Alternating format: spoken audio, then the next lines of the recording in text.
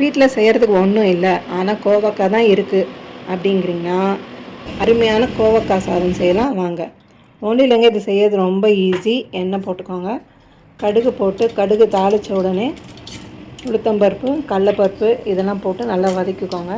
அப்புறம் குண்டு மிளகா இருந்துச்சுன்னா அவங்க காரத்துக்கு ஏற்ற மாதிரி ஒரு 5-6 பீஸ் போட்டுக்கோங்க. அப்புறம் வேர்க்கடலை போட்டுக்கோங்க, ஏன்னா இது கொஞ்சம் நல்ல க்ரன்ச்சினஸ் கொடுக்கும். வேர்க்கடலையை போட்டு கருவேப்பிலை போட்டு கொஞ்சம் நல்லா வதக்கிக்கோங்க.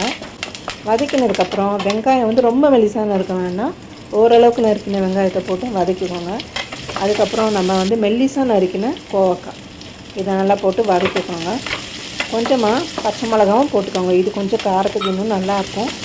அதுக்கப்புறமா தக்காளி, நிறைய தக்காளி வேண்டாம், கொஞ்சம் தக்காளி போட்டு வதக்கிக்கோங்க. அப்புறம் கோவக்காய் நல்லா சாஃப்டாகணும் இல்லையா, அதுக்கு கொஞ்சமாக தண்ணி ஊற்றி வேக வைங்க. ஸோ கோவக்காய் நல்லா சாஃப்டாகிடும். பார்த்தீங்கன்னா சாஃப்டாகிடுச்சு. இப்போ கொஞ்சம் புளிப்பு அப்புறம் கொஞ்சம் இனிப்புக்காக வெல்லம் சேர்த்துருக்கேன். கொஞ்சம் இது வந்து நல்லா ஒரு இனிப்பு புளிப்பு காரம் அந்த மாதிரி ஒரு டேஸ்ட் கொடுக்கும். கடைசியில் வந்து மஞ்சப்பொடி மிளகாப்பொடி தனியாத்தூள் அப்புறம் வந்து உப்பு அப்புறம் பெருங்காயம் இதெல்லாம் சேர்த்துட்டு நல்லா ஒரு வதக்கிடுங்க.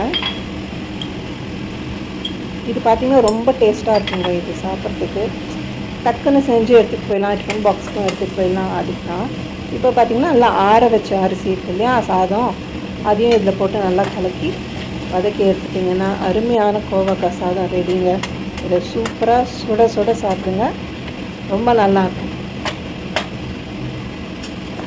இப்போ இதை ஒரு பிளேட்டில் நம்ம ட்ரான்ஸ்ஃபர் பண்ணிக்கலாம். அருமையான கோவக்காய் சாதம் ரெடி.